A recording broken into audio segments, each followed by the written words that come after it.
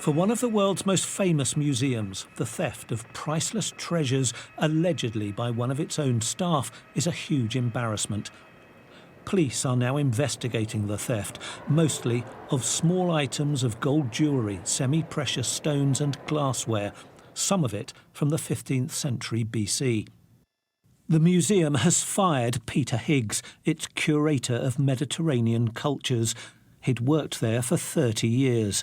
This is fired clay, terracotta, painted, sometimes gilded. This was Mr. Higgs in a museum promotional video.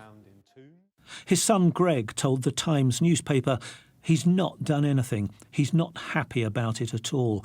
He's lost his job and his reputation, and I don't think it was fair.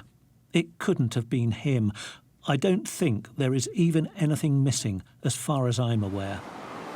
But after sacking Mr. Higgs, did the museum try to hush it all up?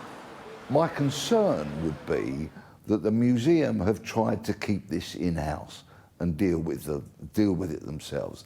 They've discovered items missing, then they've sacked an employee, and it's only after that that matters have come into the public domain.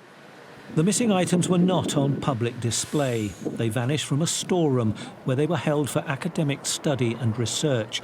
It's thought some of them were sold online through eBay.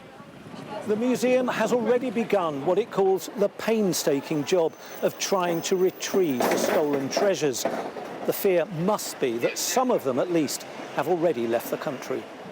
A stolen art investigator said recovery would not be easy. Two things need to happen. There needs to be a definitive list describing what has been taken, and then the art trade needs to check that list to see if what they're handling is one of these items. And that's part of their due diligence process, which not every member of the trade does. That's a serious issue. The museum has been the target of thieves and burglars before. It has increased bag searches for visitors and ordered a security review. Martin Brunt, Sky News in central London.